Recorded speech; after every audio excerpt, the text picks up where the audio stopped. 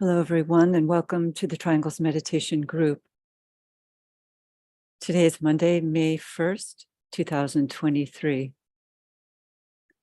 So as we do each week, let's begin with a brief moment of silence to connect with Triangles workers throughout the world, followed by a sounding of the noontime recollection.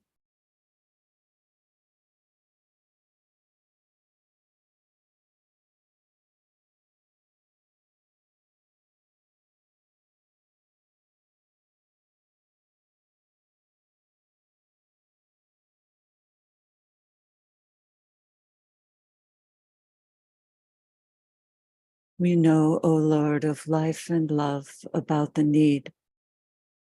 Touch our hearts anew with love, that we too may love and give.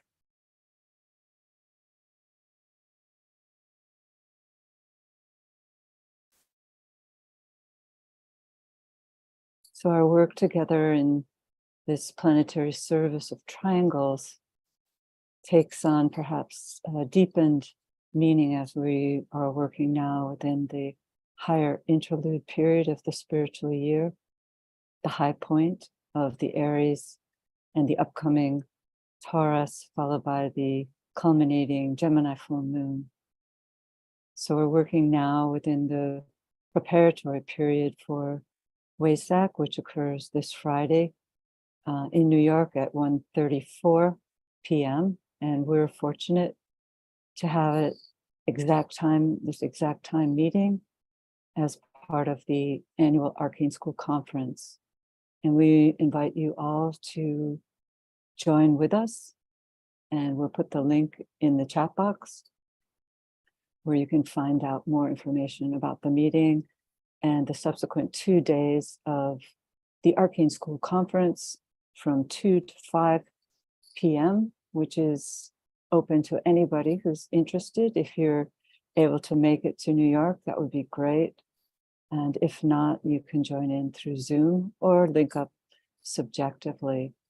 So it's our one time in the year when Arcane School students can take the opportunity to work together with the energies, the potent energies of the Wesak Festival.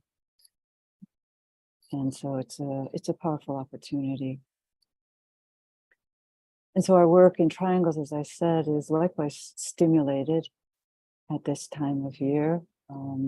It's a good time to form more triangles, because the more triangles we have, the more strengthened is the planetary network by workers on all the different ray lines, all the different auric emanations, which combine together to make a potent channel whereby the spiritual hierarchy of the planet can send forth their energies to help in the upliftment and the healing of planet Earth, taking it one step closer to the eventual long-term goal of making our planet a sacred planet.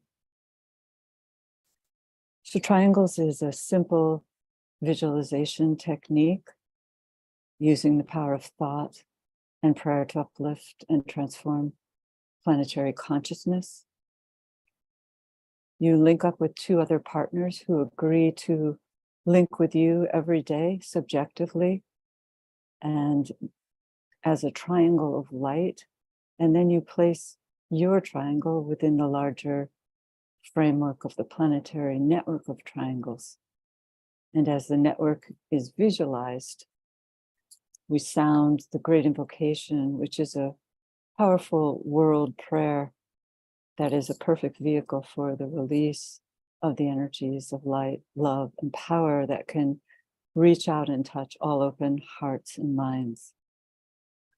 And this work need only take a few minutes each day, and it can therefore be fit into even the busiest of schedules. So it's, as I said, a good time to reach out. The energies are electric in the planetary etheric web, which will make people more open to the idea of triangles. We can't imagine how many people really believe in the power of thought And so reaching out to them, encouraging them to find out more about triangles is a wonderful opportunity at this time of year. And again, if you ever need in your outreach purposes, need any information, postcards, great invocation cards, triangles pins, pamphlets describing the work of triangles, the triangles bulletin, all of these materials are valuable assets in helping to educate others about the work of triangles. So if you need any of these materials, please put your name in the chat box and we'll be more than happy to send them to you. So as we do each week, we have a guest, and this week we're fortunate to have two returning special guests, Dot Maber and Wendy Thompson, who are both longtime students of the Ageless Wisdom and co-founders of Global Silent Minute. And so they will be sharing some thoughts about the power of invocation and the particular power of using the great invocation at this time. And we'll then share some thoughts together about the upcoming Wesak Festival. So we really look forward to hearing from Dot and Wendy. And so now, as we do each week, let's work together with a brief visualization. Visualizing the planet as a sphere of lighted energy.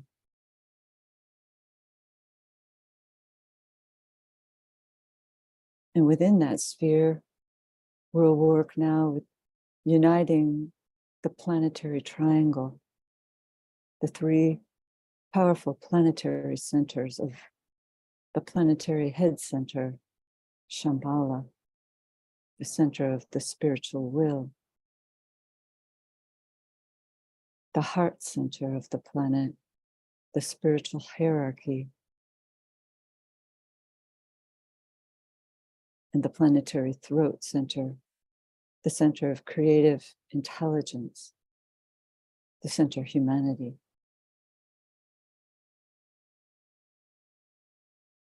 And visualize each point on this triangle as a sphere, each of these centers as a sphere of pulsating, lighted energies. And visualize those energies moving around the triangle, filling it with light.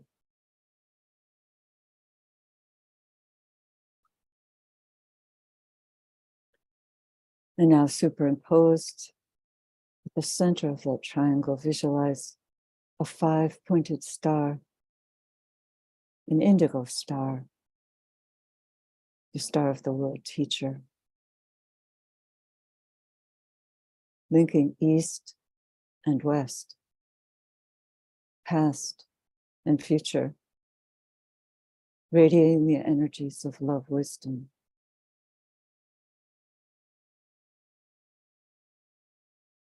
Now, as we breathe in and visualize all of the centers coming into one, as we invoke the spiritual will of the group,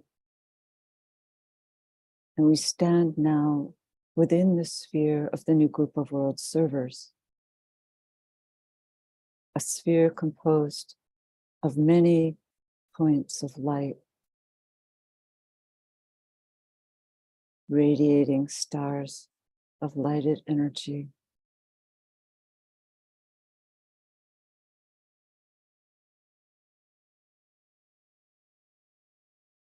And from the center of the sphere, we look down to the planet Earth, see its light and aspiration.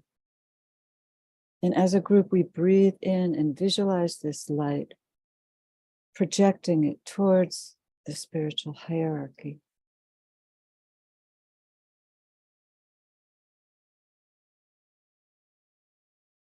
And then in reciprocal response from the higher centers, we visualize this light pouring down into the new group and being released through the entire planet, circulating, releasing light and love to all parts of our planet. Seeing the planet as a sacred planet.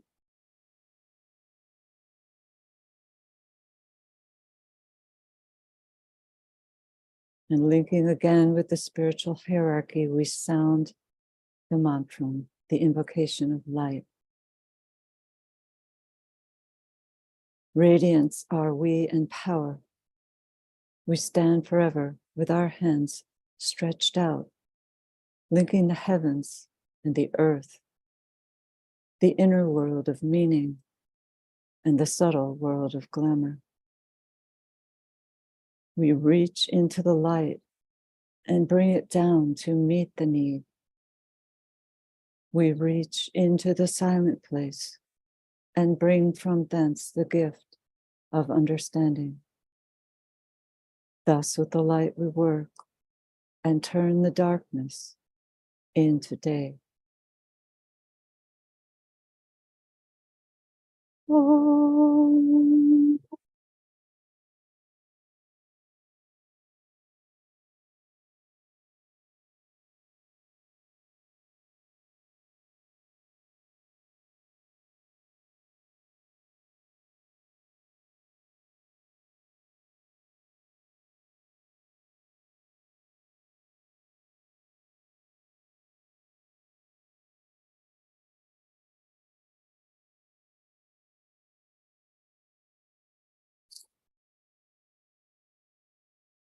So as we know, Wesak is part of an axis in our zodiacal wheel because all signs are essentially dual as we merge and blend with the opposite.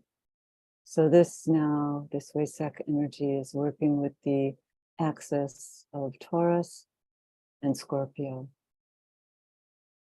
And this axis is intimately related and in fact governs the work of the new group of world servers, that emerging planetary center, which is increasingly playing such a powerful role in this Wesak festival, because if the group is governed by the potent sign of enlightenment, Taurus, which we are told it is, and Scorpio is the preeminent sign of discipleship, we can see how during this Taurus full moon period, the group is charged increasingly as the years go by with a fuller sense of responsibility in doing what we can as a group to provide the bridge whereby the potent energies emanating from the highest center, Shambhala, can be released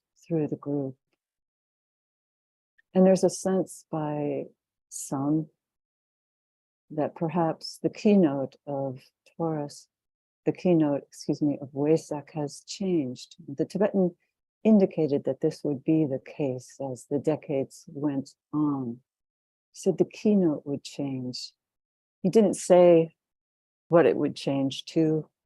He didn't say how it would change, but he did indicate in a number of passages that the Buddha has a different role, a different calling that he will one day have to return to, and that his many centuries returning to that sacred valley in the Himalayas each year at the exact time of the full moon would shift, and he would move on to other responsibilities. And there is a sense, it was said that that keynote would perhaps change in 81, quite a few years back. And so there is a sense that by now, it may be as a result of perhaps the last festival week of the new group of world servers in December of 2019, that there was such a strengthening due to planetary alignments and due to the growing potency of the group itself, that perhaps the new group of world servers is now taking on more of their responsibility in this Wesak festival. And so we might conjecture that now the Buddha has moved on to a fuller responsibility in his work of overshadowing the Christ as part of that triangle of the Buddha, the spirit of peace, and the avatar of synthesis. That if this has occurred, then the energies are perhaps received direct from the Father, from the highest center, from the Logos, direct to the Christ and to the assembled hierarchy. And then through that means to a first-ray disciple at Wesak. The Tibetan says that the energies will be released through a first-ray disciple in every land. And then the energies held by the Christ. And to the extent that we can participate in this month-long interlude period, then at the Gemini full moon, 1 month from now, the energies will be released through a second-ray disciple in each land. And so who knows? But that is a hypothesis of a shift that may have been going on. And it's part of our responsibility to, nonetheless, no matter what is happening, to hold our alignment and to take these days leading up till Friday at 1:34 p.m. to hold them in our minds and hearts, as the Buddha did for so many centuries, holding the need of humanity and the will of Shambhala and hierarchy to meet that need through the medium now of the new group of world servers. So for those of you who might want to do what you can to contribute towards helping to awaken the general public to the opportunity of Wesak, the Tibetan said no cost was too high to pay to be of service to humanity during the Wesak festival. So Lucis Trust, in cooperation with Monadic Media, has put together a brief video which we encourage you to share. Legend has it that at the exact time of the Taurus full moon, an unusual inflow of light and spiritual vitalization is released on the world from a sacred ceremony taking place in a hidden valley in the recesses of Tibet. For centuries, this festival, known as Wesak, has been associated with the Buddha, but it is in fact a living event, a supreme spiritual opportunity for all peoples to connect with the highest spiritual center upon the planet, the center where the will of God is known. In order to prepare for Wesak and this influx of the spiritual will, we're encouraged to cultivate an inner silence leading up to the exact time of the full moon.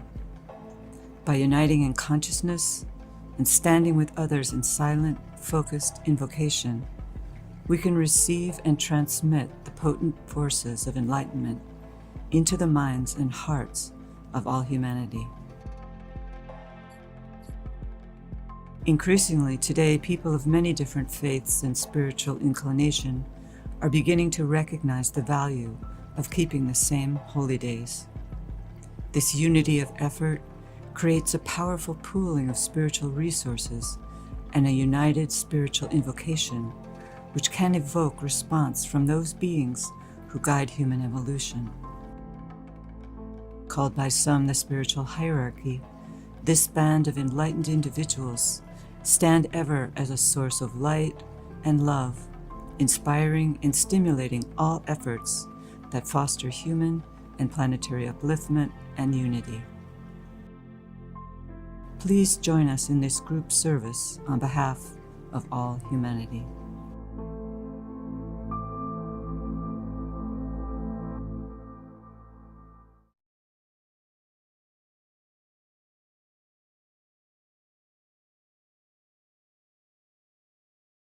So if you would like to contribute towards awakening people to the Wesak festival, we do encourage you to share the link in the chat. So now let's work together in our meditation, integrating as a group, focusing upon the mental plane at the center of the even arm cross of discipleship.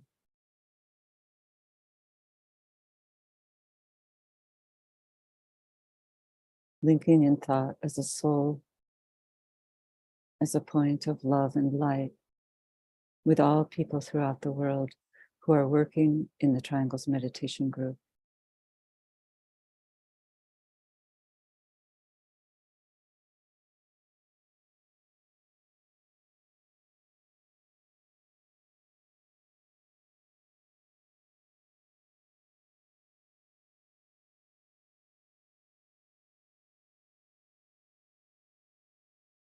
We project a line of lighted energy towards the spiritual hierarchy and sound the affirmation of love. In the center of all love, I stand.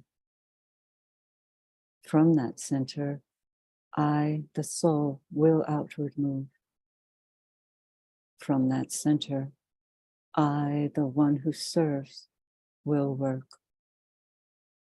May the love of the divine self be shed abroad in my heart, through my group, and throughout the world.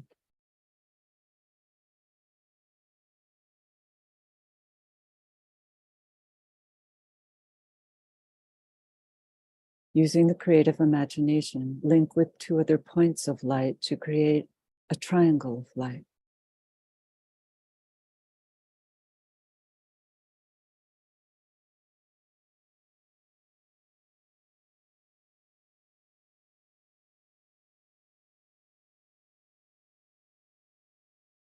Visualize the triangle in which you are working as an essential part of the radiant worldwide triangles network.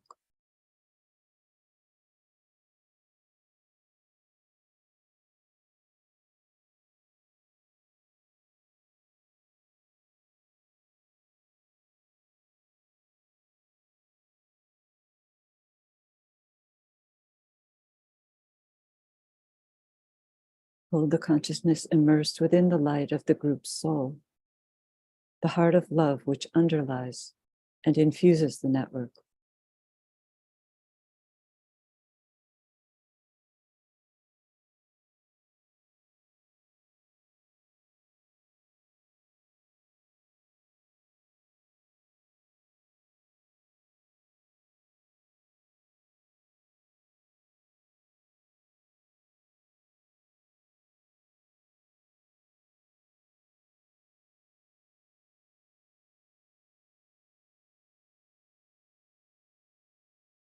And lift the consciousness to the world teacher, who stands as the heart of love at the center of the hierarchy and also at the heart of each triangle.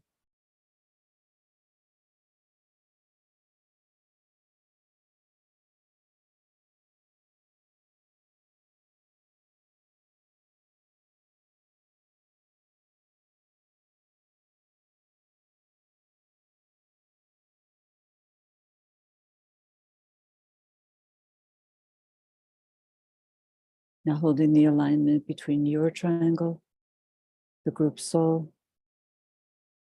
the hierarchy, we hold the group mind open and receptive to the inpouring energy of love.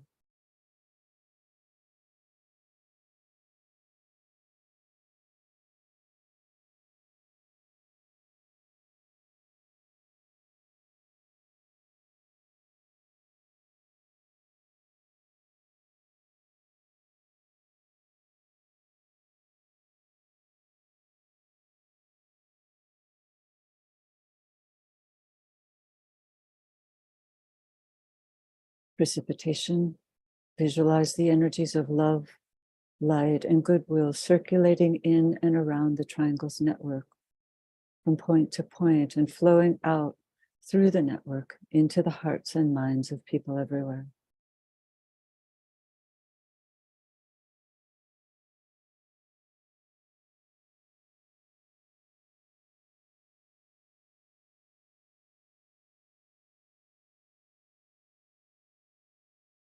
Visualize the energies unifying and eliminating all divisions within humanity, healing and transforming human consciousness, establishing right human relationships.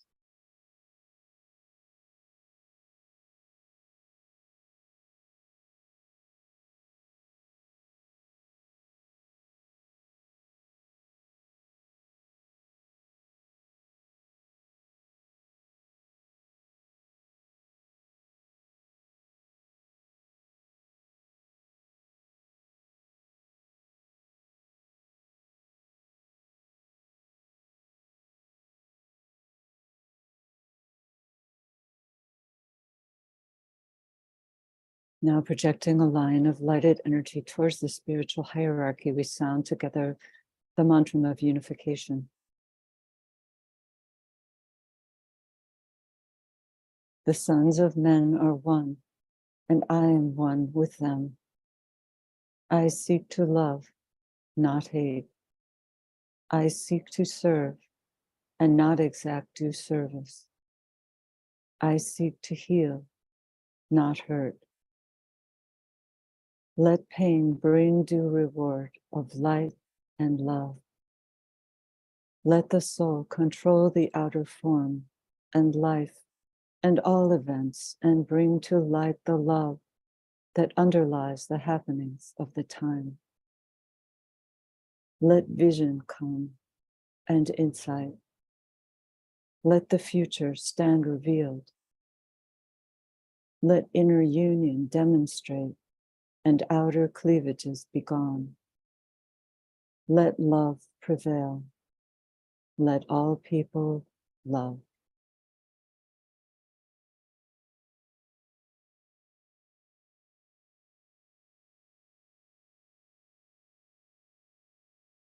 Visualize the whole planet alight with triangles.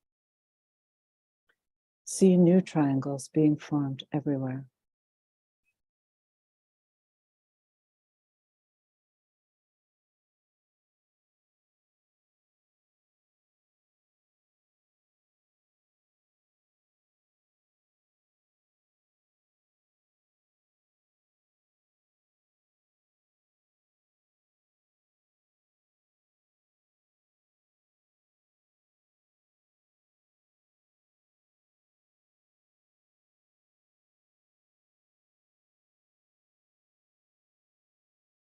Distribution, sounding the great invocation silently or aloud. And as we repeat each stanza, let's visualize the network acting as a link between the world of spiritual realities and humanity, and as a channel through which light, love, and divine purpose may flow into human consciousness. From the point of light within the mind of God, let light stream forth into human minds. Let light descend on earth. From the point of love within the heart of God, let love stream forth into human hearts. May the coming one return to earth.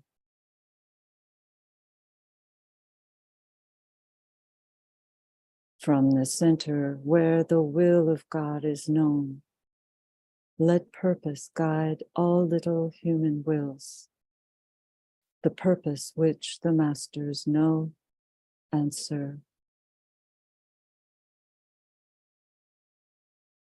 From the center which we call the human race, let the plan of love and light work out, and may it seal the door where evil dwells. Let light and love and power restore the plan on earth. Om.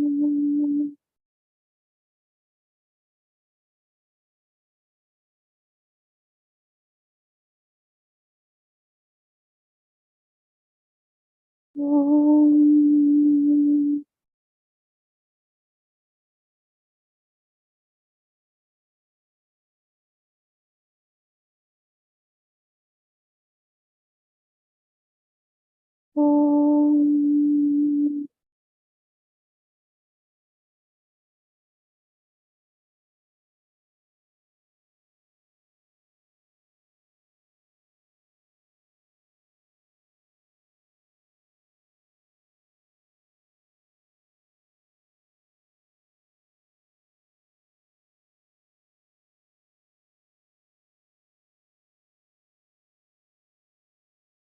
So now we're welcoming Dot and Wendy.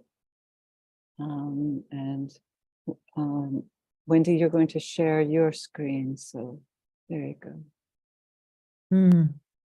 Thank you, Kathy. We're delighted to be with you, with everyone, to share thoughts about the great invocation and how important it is at this time as we approach Wesak.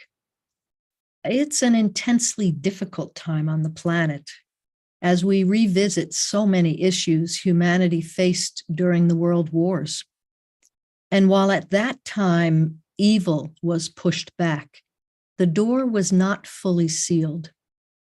And evil, which is basically the dominance of matter, combined with the negation of spiritual values, is quite active again on the planet, with seeds of evil in every country.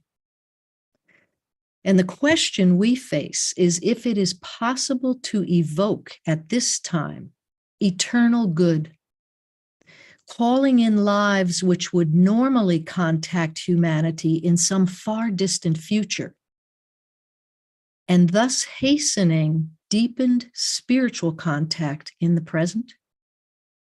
The Tibetan states clearly, if this can be done, the evil past and the glorious future may perhaps be brought into contact in the unhappy present, and an event take place which will produce stupendous changes. Humanity faces a renewed opportunity right now in the immediate present. And we can make an immediate difference as a world group working together in cooperation with the spiritual hierarchy to assist with sealing the door where evil dwells and restoring the plan on earth. Specifically by using the great invocation in group unity with understanding and intention, sounding the great invocation with the true spiritual love of the soul, and with serious recognition of the will aspect, knowing that the secret of the will lies in the recognition of the divine nature of humanity. So we'll share our thoughts about the great invocation and then invite you, Kathy, to speak to the astrology of the moment and this opportunity of the moment as we approach Wesak, and we can talk about that a bit. And then we'll close with all of us, everyone in the Zoom room, sounding the 3 stanzas of the great invocation in unity simultaneously.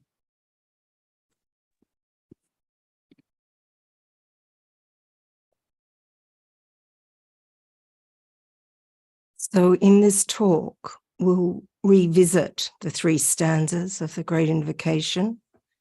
We'll consider 3 purposes of the Great Invocation.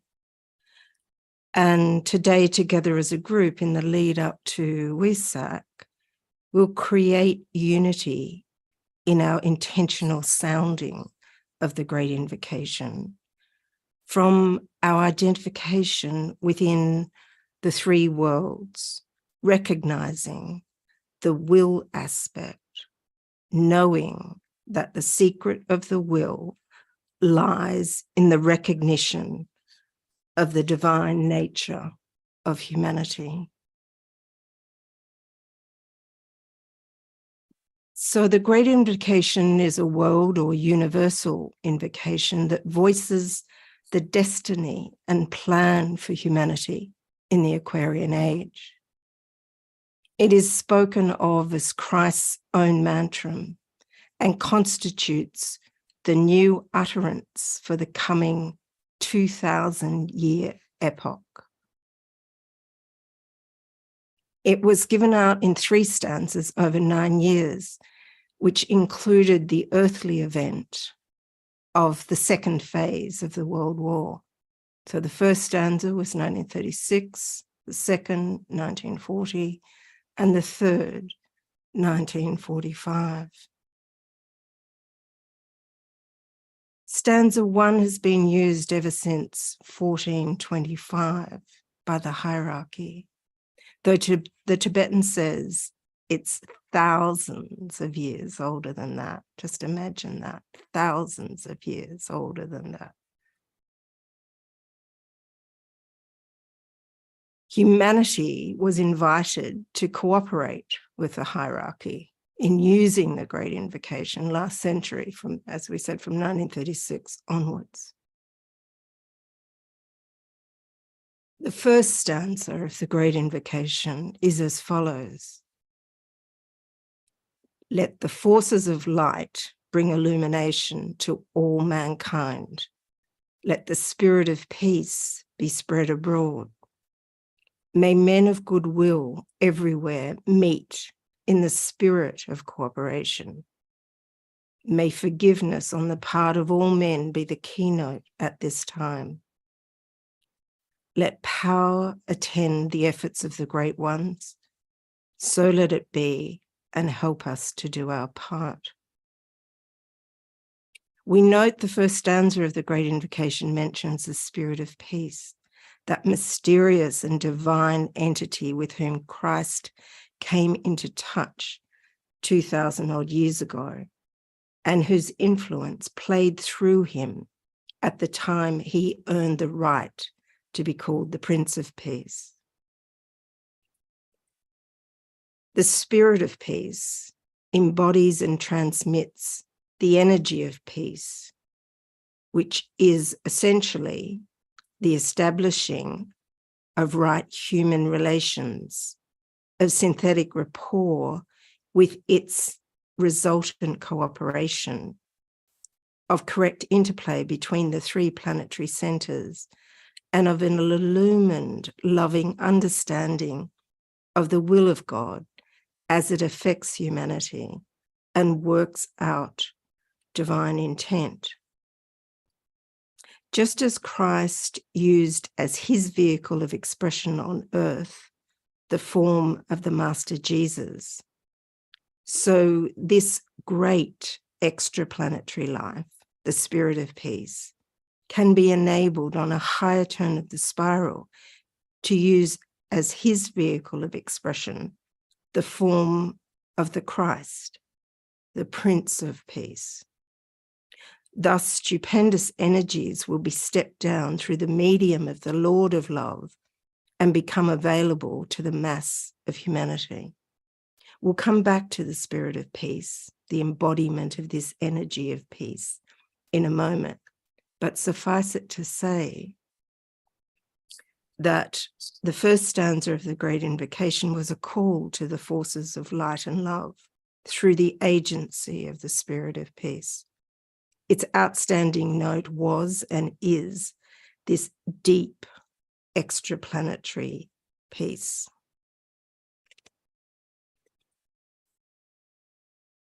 So I'll now show a little clip that combines the words of the second stanza of the Great Invocation against a backdrop of Nicholas Rorick's paintings, knowing that art consciously imbued with psychic energy, the primary universal energy, transmits and exchanges that energy with the viewer, exchanges that energy with us now.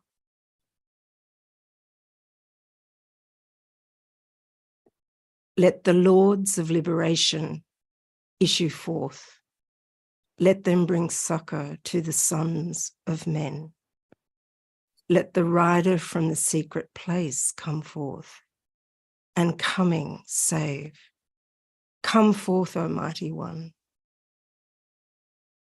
Let the souls of men awaken to the light, and may they stand with massed intent. Let the fiat of the Lord go forth. The end of woe has come. Come forth, O mighty one. The hour of service of the saving force has now arrived. Let it be spread abroad, O mighty one. Let light and love and power and death fulfill the purpose of the coming one. The will to save is here. The love to carry forth the work is widely spread abroad. The active aid of all who know the truth is also here. Come forth, O mighty one, and blend these three. Construct a great defending wall. The rule of evil now must end.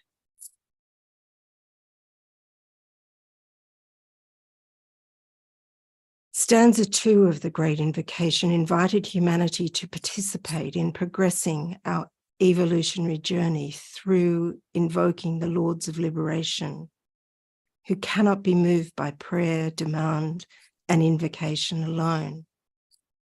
Behind any demand to the Lords of Liberation, we are told, must be an ideal of a newer freedom and a greater liberty for humanity. When the Lords of Liberation are reached by this demand, they will then issue forth the agency of one of them, who will unify the energies of all three and so produce those conditions which will bring about effective and recognized freedom. In using its potent magnetic and invocative power, humanity holds the key to open the door onto the physical plane for the Lords of Liberation and the rider on the white horse, with the intention of identifying and anchoring greater dimensions of freedom for humanity. The Tibetan says that this stanza of the Great Invocation was not so popular and not nearly so easily understood, in part because it was intended to invoke the forces of life, just as stanza 1 invoked the forces of light and love.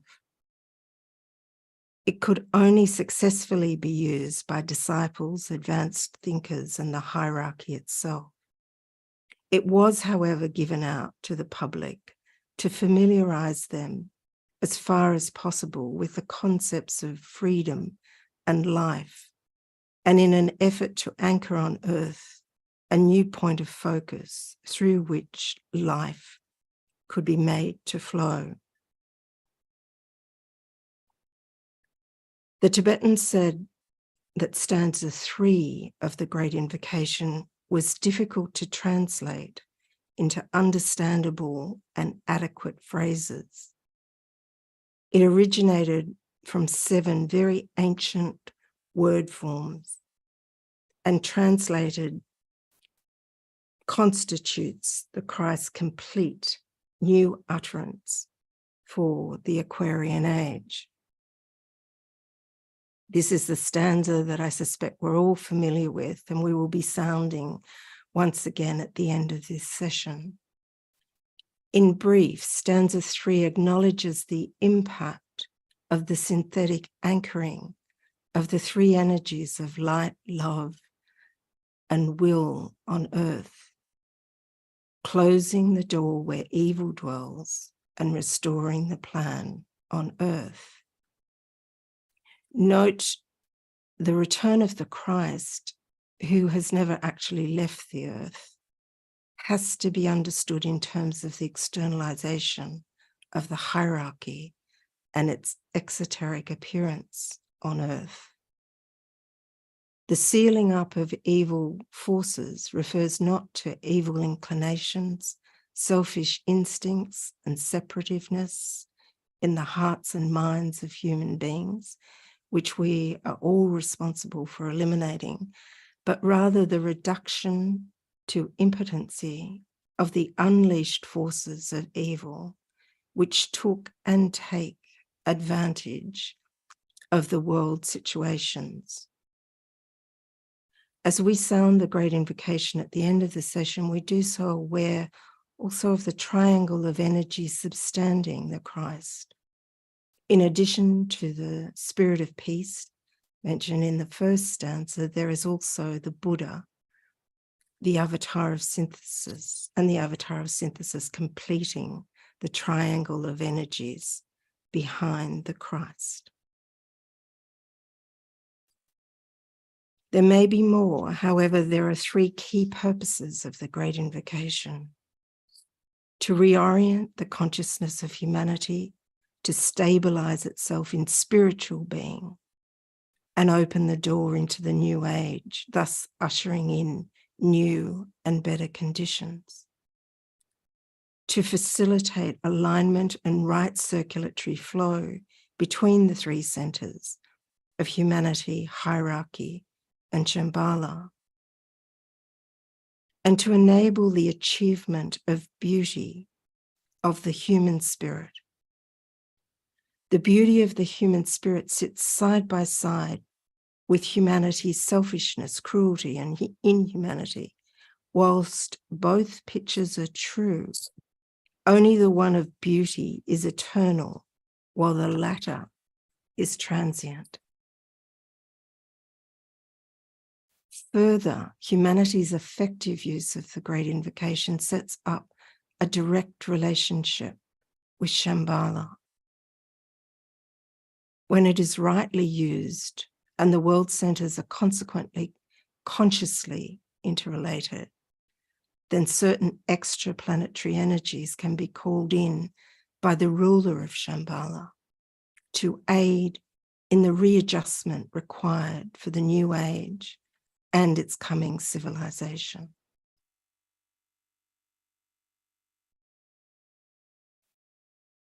We know that synthesis is. Unity is created. The Tibetan says that if the inner kingdom of divine realities is to demonstrate upon earth, it will come through the emergence of the inner synthesis on the physical plane. And this is brought about by vital recognition and expression of the realities and laws governing that kingdom. Or to put it another way, when we realize our true identity, we taste the reality of synthesis as we experience our unity within the three worlds, because we live within them simultaneously. And the three worlds are the world of spirit, the world of the soul, and the world of personality. And streams of the ageless wisdom teachings assert that humanity is overly preoccupied with one particular world, the visible, the physical, the manifest world into which we incarnate. We're urged to loosen our identifications, attachments, preoccupations with this manifest world, to embrace a new equilibrium of living within the three worlds simultaneously. In this new equilibrium, the art of thinking is completely and consciously regenerated.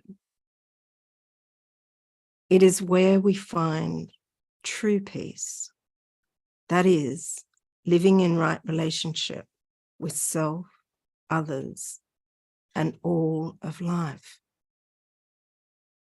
It's where we find true peace that completely and consciously embraces its soul, its spirit, its soul, as well as how it works out in the manifest world. True peace is a triangle of relationships between the worlds, between the centers, between all of life. The one who embodies the deepest of this energy of peace, its spirit, the one invoked in the first stanza of the Great Invocation, the spirit of peace, is also called the spirit of equilibrium. So the spirit of peace equals the spirit of equilibrium. Peace equals equilibrium. And where is the unification of the three worlds experienced? In and through the heart. The heart is the unifier of the worlds. The heart is the organ of synthesis.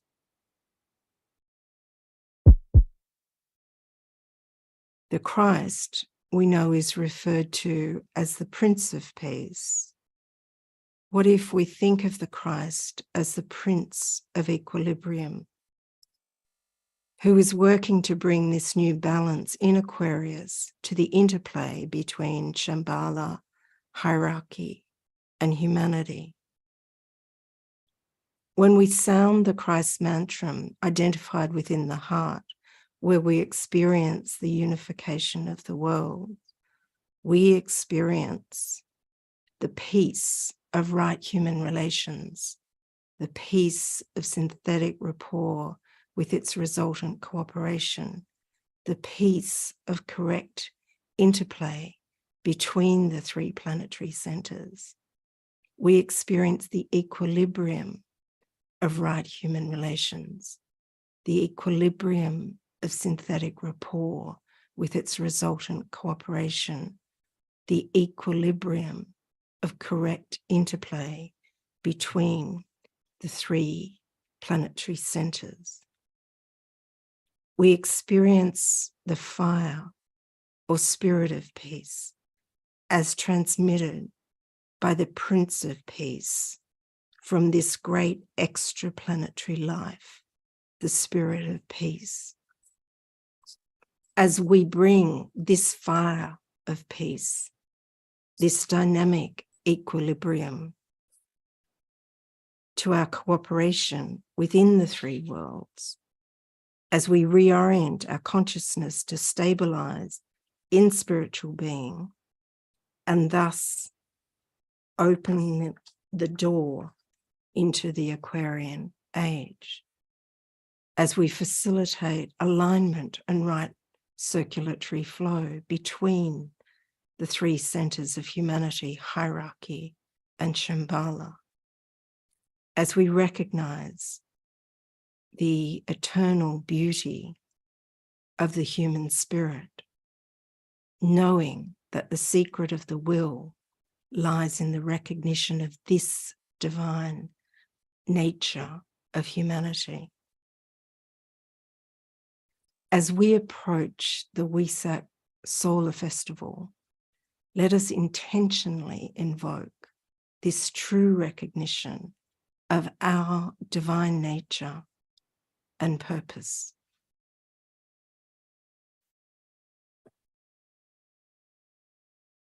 So, Kathy, will you share a few thoughts about the astrology of the moment as we approach Wesak? And of course, we know this includes a bigger picture as we are also approaching 2025. Yeah, I love this image. Thank you so much, Wendy and Dot, for your presentations. Yes, as we mentioned earlier, Taurus is the qualifying energy of this time. And so, as we know in the esoteric teachings, we try to approach the energies of the signs from a different perspective than the ordinarily established understanding of the signs. And so we have to look, at the symbols, look at the keynote for the signs, look at how we can bridge between them and merge with the opposite sign. That all of those rather simple techniques to state, but not so easy to truly understand. They give us a deepened understanding. And we know esoterically that there are different rulers. Exoterically, we have Venus, which rules Taurus from an outer perspective. But we have to blend that energy with the esoteric and the hierarchical rulers, which are, in this case, the planet Vulcan, the sacred first ray planet, which is rather mysterious because it hasn't yet been officially recognized. But in a sense, we can say it has been discovered because numerous amateur astronomers and great astronomers, I believe it was Galileo, had sightings of this mysterious planet that resides between the sun and Mercury. It can be seen on certain eclipse times.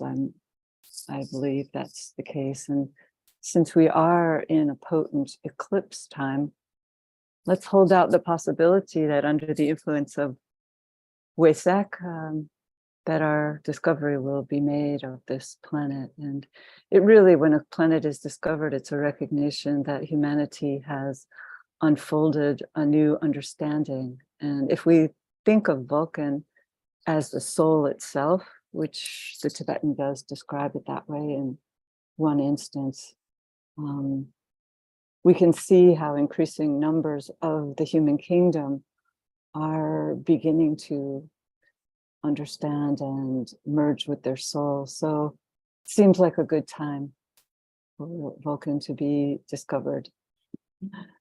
But if we want to just take a brief look at the actual chart for the moment of the Wesak full moon set for New York City, we see it's a full moon, of course. We always know that the sun is exactly opposite to the moon sign. So we see this moon in Scorpio in its position of fall, which is a very powerful position for those who are heading towards the end of the discipleship path and moving towards the path of initiation. And we know there are such individuals working behind the scenes in the new group of world servers. So this energy of the moon in Scorpio really can bring a deepening for all such workers, and of course for the hierarchy itself. And the sun there in the 9th house conjoined Uranus and Mercury and the North Node. We can see, and Jupiter's also there. So it's a powerful 9th house alignment here for New York at the exact moment of Wesak. The 9th house being the house of the higher mind. And so this 3rd house, 9th house axis, sometimes esoterically we can look to that as a representation of the Antakarana bridge. So we might hypothesize that the new group of world servers, particularly those who stand within the heart center, can utilize this alignment, working with the New York Center, being the central point of the 5 planetary centers, the center that lights the way at the exact time of Wesak, this Antakarana bridge, linking the lower concrete mind with the soul and the higher mind, can serve to project the group more fully into that valley in alignment with the Christ and stand fortifying the outpost of the spiritual hierarchy and working to distribute these powerful, imploring first ray energies to all of the countries of the world. And just one other point that caught my attention when looking at this chart is that the rising sign is exactly aligned with the great royal star Regulus, which is the heart of the lion, which is such a powerful energy. We know that the rising degree is where the soul can transmit its purposes. So I think that it's just a powerful point to consider, and I'm sure nothing is ever random.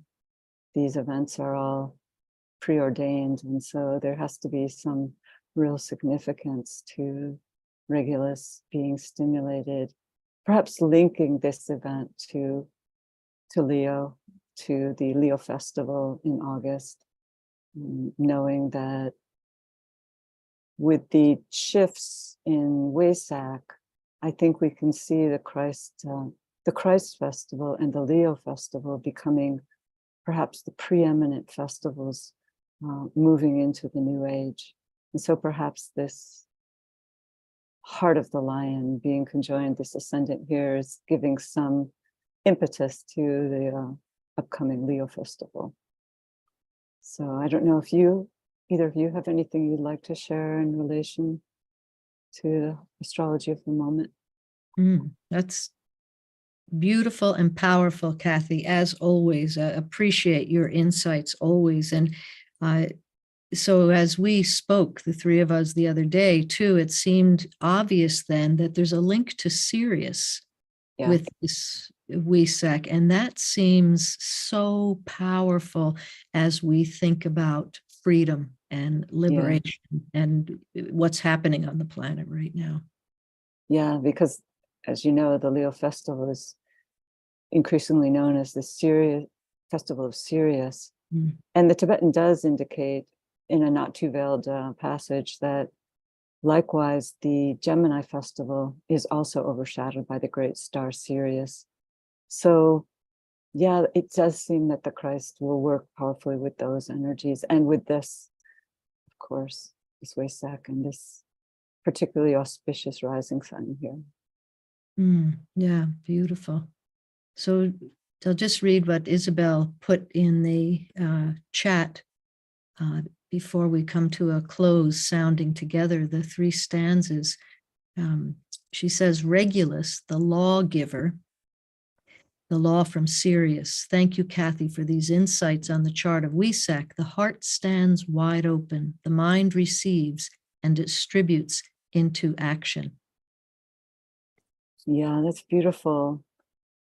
The law is highlighted at this time in planetary history, we're told, with the influence of Libra, the growing influence. And that is really what can be the saving grace for the human race, is when we come more fully under the influence of spiritual law, divine law.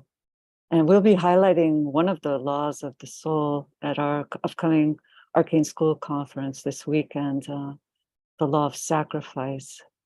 So we hope all of you can attend. And now let's move into our great invocations.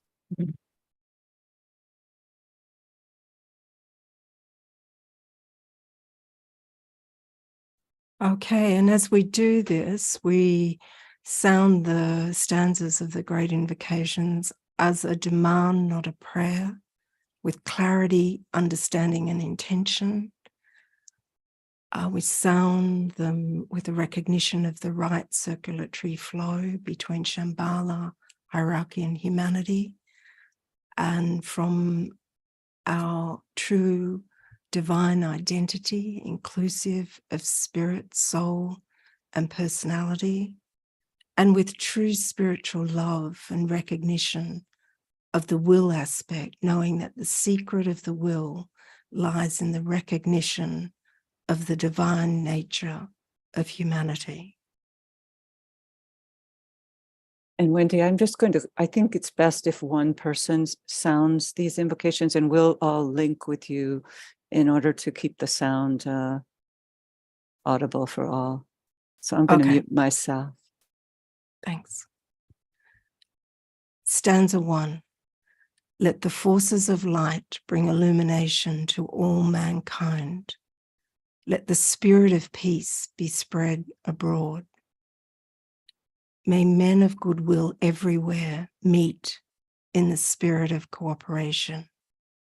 May forgiveness on the part of all men be the keynote at this time. Let power attend the efforts of the great ones. So let it be, and help us to do our part. Stanza 2. Let the Lords of Liberation issue forth. Let them bring succor to the sons of men. Let the rider from the secret place come forth, and coming save. Come forth, O mighty one. Let the souls of men awaken to the light, and may they stand with massed intent. Let the fiat of the Lord go forth. The end of woe has come. Come forth, O mighty one. The hour of service of the saving force has now arrived. Let it be spread abroad, O mighty one. Let light and love and power and death fulfill the purpose of the coming one. The will to save is here. The love to carry forth the work is widely spread abroad. The active aid of all who knows the truth is also here. Come forth, O mighty one, and blend these three. Construct a great defending wall. The rule of evil now must end. Stanza 3. From the point of light within the mind of God, let light stream forth into the minds of men. Let light descend on earth. From the point of love within the heart of God, let love stream forth into the hearts of men. May Christ return to earth. From the center where the will of God is known, let purpose guide the little wills of men, the purpose which the masters know and serve. From the center which we call the race of men, let the plan of love and light work out, and may it seal the door where evil dwells. Let light and love and power restore the plan on earth. Oh.